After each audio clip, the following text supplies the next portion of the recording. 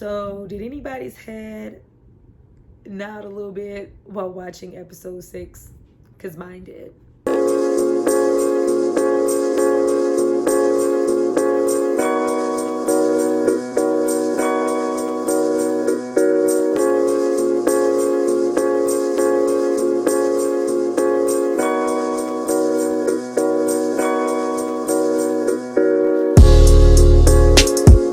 Hi you guys, it's Tyra here with another struggle review, here with some more LoveCraft country. This was a much softer, if this can be considered softer episode than what we've seen so far.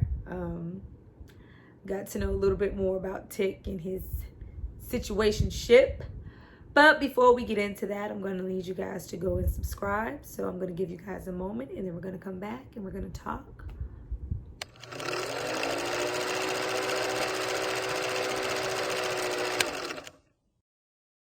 So we open this episode with a Korean woman. She's in the movies, and she's at a Judy Garland movie. And she's just taken with watching this movie and kind of in her own head. But we see, a couple, one in there needing to get a room. And she's, finally left alone in the theater. And we see her, jazz hands, singing and dancing and twirling, getting her, we're off to see the wizard. Her whole situation, getting her whole life. And then she kind of wakes up. And she's like kind of daydreaming of what she would like to do, but she can't actually do it. But we get a little bit into her home life, and we start off with the fall of 1949, South Korea. And it's, letting us know where we are.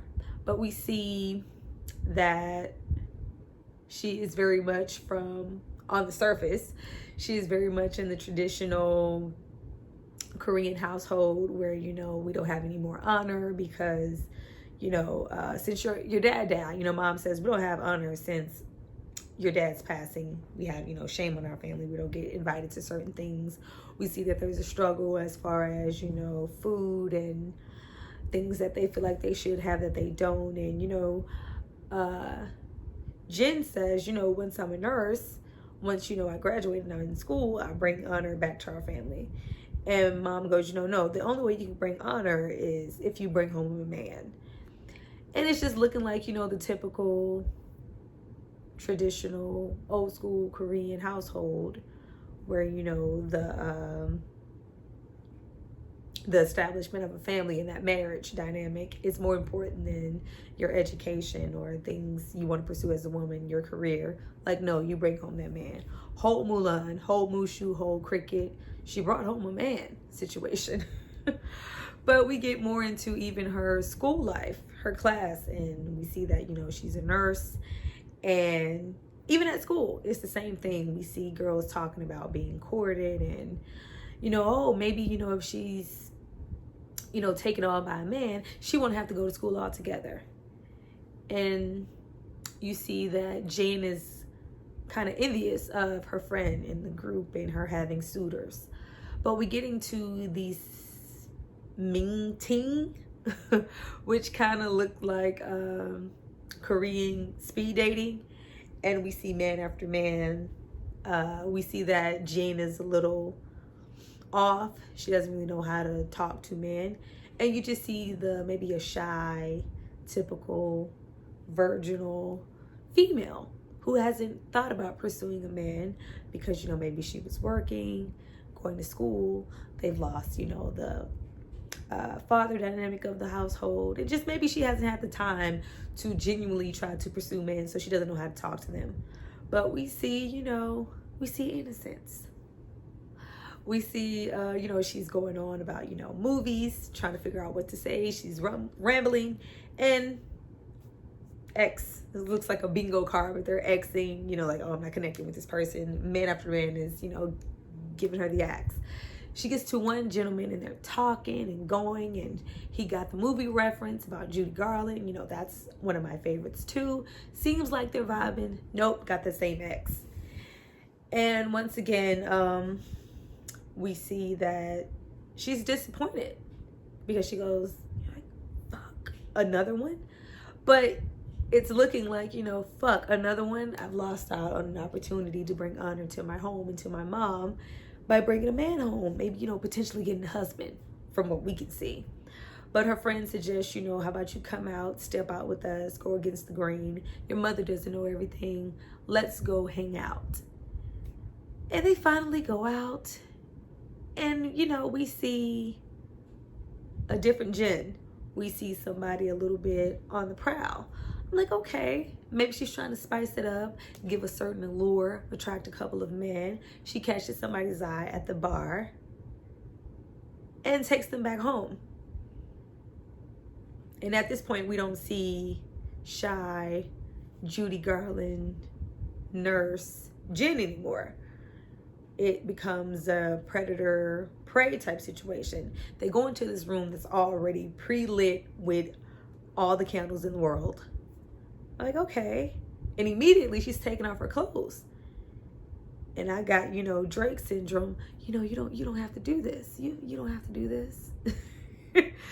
Like, you don't have to do this to get a husband. Because, we're like, no. This whole entire, 15, 20 minutes of the show, she's been very pure, very virginal, very innocent from what we can see. But now we stripping off clothes. They get into the act. We're having sex, enjoying it. SpongeBob, SquarePants, Squidward, tentacles come out of every single hole of her body. Every single one. Ears, eyes, nose, everywhere. And as they're coming out, we see, the suitor looks like he, maybe climbed Mount Kilimanjaro type situation. And he, you see the birth, like the flashes of the most important things of his life. His whole life flashes before her eyes. And then he burst. Literally burst, not a bone, nothing left, just blood soaked. And we see Uma, mom, come in yet again. And no surprise, like, whew, another one. Finally. Now you only need 2 more. What? Like 10 more? What do you mean she only needs 10 more men? Okay. At this point, we see a scene with them, having the run-of-the-mill dinner and Jen coming home. And they're talking about the meal and about anchovies. And she's like, I have memories of anchovies from your husband, from Dad. And it's like, what? What? Okay, I'm going along with it. But at this point, she informs her that, what's taking you so long to bring home more men? And she goes, or Uma, mom, there's a war going on. It's hard right now to, find victims to bring home. And she suggests that, these men, they rape our women. They have no remorse for our people. I've seen it. They're savages. All the more reason to bring them home and kill them. So, for what we don't know at this point. Jen gets more into, her still having these memories. And she's like, you remember that? And then we just cut. At this point, Jen has brought home yet another victim. And then we get more backstory on why. Cleaning up the room, Uma says, just 2 more and we can be free of what seems to be a curse. We figure out that Jen, who isn't Jen, she's just, being the inhabit of this demon-like spirit called Mudang, who comes to avenge women against men who've done them wrong. And Jen says, well, I have all these memories of love from my dad. He loved me. Uma says, that wasn't the right kind of love. He loved you the wrong way. And this is why we brought the spirit down, you know, suggesting that, you know, dad was a disgusting human being. And he wasn't a father to her. He was more so a predator. But this person who is inhabiting her doesn't see that, because she only has the memories that have been left by Uma's daughter. Uma is hoping to get her daughter back. We don't know how long this spirit has been inhabiting Uma's daughter's body, but she only wants to, you know, let's get these 100 souls and you can go and I can have my daughter back. I only brought you here to avenge me and avenge my daughter, to protect, because I didn't know what else to do. The plan is for you to leave. Okay. We get more into Jin's best friend, the fellow nurse at the hospital. And we see as the war keeps on going through the year, the town, the area that they're in, it continues to deteriorate. There's more, you know, trash, more graffiti, more things on the street, all kinds of things. She sees her friend, you know, after she's been stabbed and nothing happens, like your whole invincible spirit. For how long though? But she sees her, you know, talking to another man. As they're, you know, walking, she's going on about, you know, Jen needed to be her true self, and your mother not knowing what's best, being different is okay. You know, let's explore different things. Let's go out. Let's, you know, be ourselves. I could set you up if you like me to. And she's like, no, I think he'd be a better suitor for you. Why set me up? I saw you guys conversing and talking about the war earlier. And her friend gets really defensive. Like, you don't know what you're talking about. Because at those point in times, being a communist meant death. And we saw that with the truck rolling up with a supposed commie on it. And, you know, everybody's shouting, kill the commie, kill the commie. And they hang a man right there in the yard. It says, see, they don't care. Our people don't care. These vets and these soldiers here don't care. Why should we care about them? Like, it's a lesser evil here, whether I'm a commie or not. Like, who cares? It's a lose-lose situation. They don't care about us either. At this point, she notices another man and, you know, takes him home, does the deed. And at this point, you know, Uma is like, you know, oh my God, just one more and I can have my baby back. My daughter can be back. And Jen says, after seeing what I've seen, now that I've collected 99 souls and seen 99 lives flash before my eyes, more bad than good. I don't think I want to be human. I think I just want to be who I am. And, you know, Uma gets really defensive. You know, don't call me that. Don't call me mom anymore. You're a spirit. You're only inhabiting my daughter. I want my daughter back. She's still in there somewhere. And she goes, you know, to singing this song. And she's like, yeah, see, she's there. I taught her that. She's like, no, this is the song from my memories that your daughter used to sing to avoid, you know, to distract herself from being raped by your husband. You didn't, you know, give her anything. Becoming really defensive. And, you know, mom, she doesn't want to accept that. And she's going on and on about, you know, he picked you on purpose. He picked you on purpose.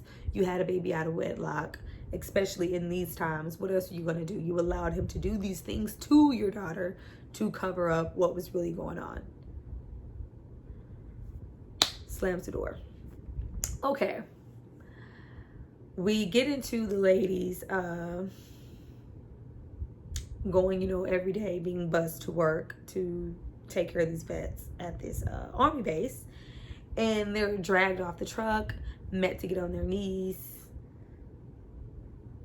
and accused of being communists. And nobody wants to admit to anything. I was like horrified because it was like, you know, they're going to ask them, they're going to, you know, maybe slap them first, maybe, you know, interrogate them really harshly. No, it was a complete, you know, execution. I'm shooting each of you until one of you fesses up. And at this point in the show, we had not seen Tick or anybody that we've seen in the 5 episodes of the show at all. This story has completely been invested in Jin. And, you know, person after person, they come over and they're about to shoot Jin. And her friend, you know, finally fesses up. You know, I'm the communist. I've been the one sharing information with the other side. It was me. They drag her off, and before they even do that, we see Tick shoot a woman in the head. Savagery. And we get a little glimpse of what Tick has been trying to run away from this entire time. At this point, Jin is broken. And we go back to, you know, more time. We keep seeing, you know, X amount of months pass in different seasons. She's back in the hospital. And at this point, you see a lot of soldiers. These same people who, you know, called us communists, who are raping us, who are beating us, who are shooting us, executing us, are here. They need our help. They need treatment. Not only is Jane, you know, just upset, like, I don't want to take care of you. You guys don't care about us. You guys don't care about me. She sees Tick, the person who dragged her friend off, and we know that she was murdered at that point. And you can see the inner workings of her mind going to plot her revenge. And she approaches Tick, but before she can even approach him, we see that Tick is already very much broken himself. He can't read his book. His glasses are broken. He's damaged. His body needs to heal. He can't read his book. He's in tears, distraught. But those wheels are still turning. Like, I see something I want to go for. Jin tells Uma, I found my last victim. I'm going to take his soul. It's a soldier. And then, you know, I'll be free and your daughter will be back. Of course, Uma is ecstatic because this is all that she's been waiting for.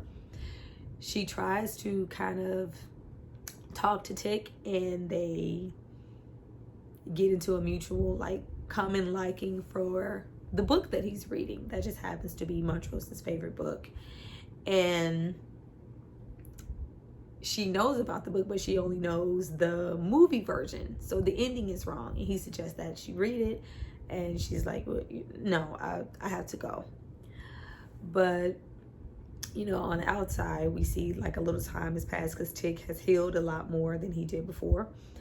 And they're outside and they're talking about, you know, movies and Judy Garland and why would you come here? You should come here and, you know, be amongst your own people and be respected as a soldier, talking to another fellow Korean soldier. And he's like, I'm an outsider either way. And Tick is going on about, you know, Judy Garland and the way things work where he's from. Where, like, I wouldn't even be allowed to be in the same vicinity as Judy Garland. Like, I'm a black man. But they identify with each other about wanting to escape in something from darkness in a book or in a movie theater. She goes back inside, they read the book, and they're still getting close. But it's beyond what we've seen her get close to the other man. The other man, it doesn't even seem like there was much talking involved. They just went home and went to that candlelight dinner in that room and those tentacles, honey. But they, you know, get to know each other, and Tick says, you know, that he wants to take her out on a date. Jen shows up to the base and Tick doesn't come out. His friend creeps her in there and says, you know, this is what we have to do. There's too much back and forth communist information being shared. She's nervous. Not only is Tick there with flowers, but Tick has brought the whole movie theater there in the tent at the base, courtesy of Uncle George. Oh, Uncle George. Courtesy of Uncle George, and she is amazed. She is amazed. She's having feelings. This entity is having feelings because she hasn't felt anything this whole entire time. Who knows how long it took her to get 100 men? How long she's been inhabiting that body? But they share this moment and they're getting closer. So they go back to this candlelit room. It's like, oh man. Of course, we know that Tick doesn't die, but I was like, how is it going to happen that she gets those memories, those things to come, because she's had to have sex with these men so far to get that light flashing before her eyes. But they get into it before they could even get into sex. Tick stops her and lets her know that this is his first time. Like, oh, if you had waited 5 minutes, like, you and Letty could have had a whole moment. But this is my first time, and I just wanted to be honest with you because I've done some horrible things, and you make me forget about those. You make me feel human again. More bonding, more bonding, more bonding. And she is there. She's in her element. Whole predator situation. She could have clipped Tick and no one would have known about it. She stops him and asks him to leave. Oh, the thing has feelings. Oh. Has feelings. And of course the mom is upset. Like, what are you doing? You're not a human. You're not a person. You don't have feelings. You don't know feelings. And she's like, no, I actually feel something for him. I feel like this could be something. But Uma tells Jin he only cares about you because he doesn't know the real you. He doesn't really know what you are. Have you told him what you are? Let's, if it's really real, tell him what you are. If it's really real, attach your name on it. Tell him who you are, and let's see what we're really working with here. We go back to the base. Of course, Tick is upset and tells her she has to leave, but she finally tells him, you murdered my best friend. Kind of underlining the fact, like, you have whole tentacles and you could murder him at any second, sexual second. But she finally, tells him, you murdered my friend, and this is why I, asked you to leave. It's like, you knew about this whole time. Why did you even bother to go on a date with me? Why did you even bother to talk to me? And it's like, well, I saw something in you. I saw myself in you. I felt sorry for you. And I feel like if we're together, we can, both be our best us, and we can forget about being monsters. Though she's an actual physical monster. And Tick has done monstrous things, that he's keeping on the inside.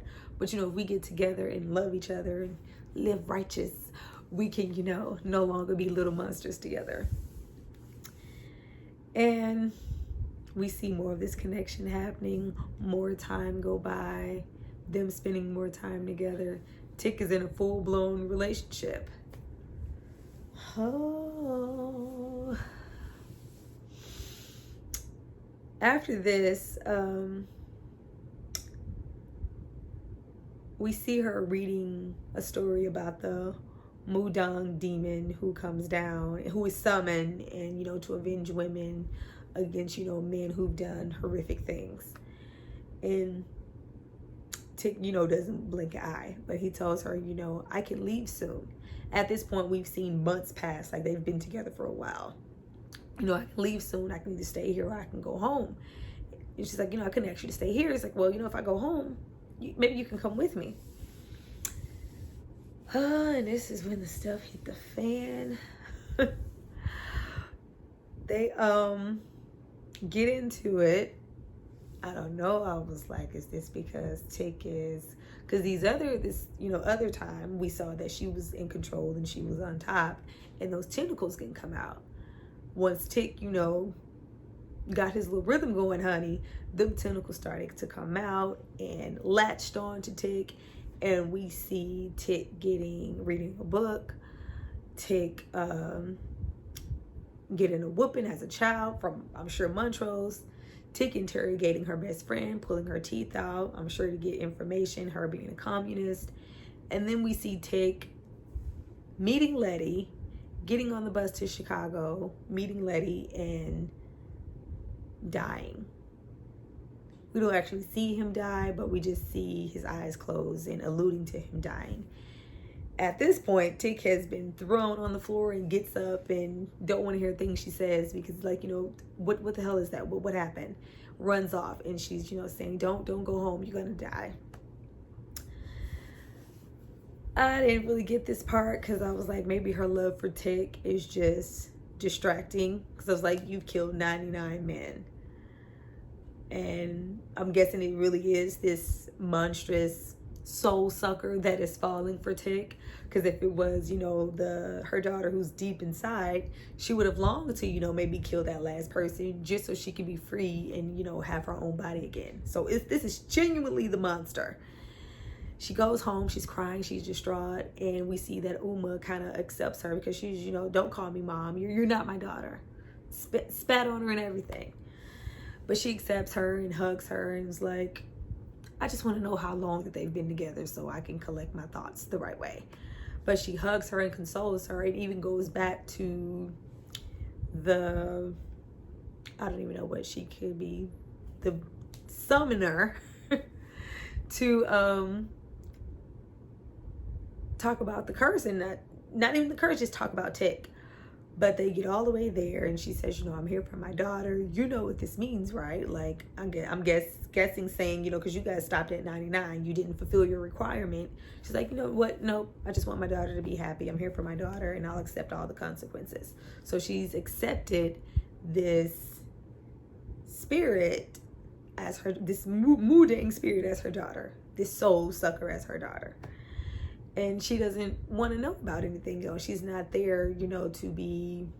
I'm like, do you guys only get one favor? Can you only ask for one thing? You can't ask to, like, okay, I've collected my 100 men.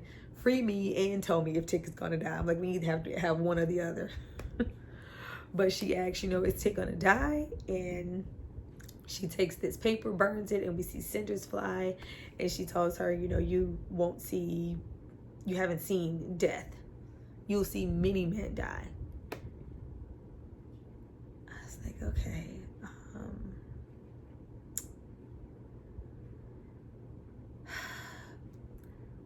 This was a good episode. It was one of our slower episodes. Information that we did need to know. It's a jarring leap from everything that we've seen thus far. All the mystery and ongoing things that we've seen. Like, the show has been nonstop, and here it was like, pause, look, listen, and read. Which was fine. We know what we need to know about Tick and about this mysterious woman on the line in Korea, and even some of the things that he's done. Episode 7 now. That looks interesting. I cannot wait to see that episode and give some commentary on that. But that was my take on this episode. Was not much. I can say that it wasn't much because I didn't think it was much watching it. But I look forward to giving you guys episode 7, and I'll see you guys next time.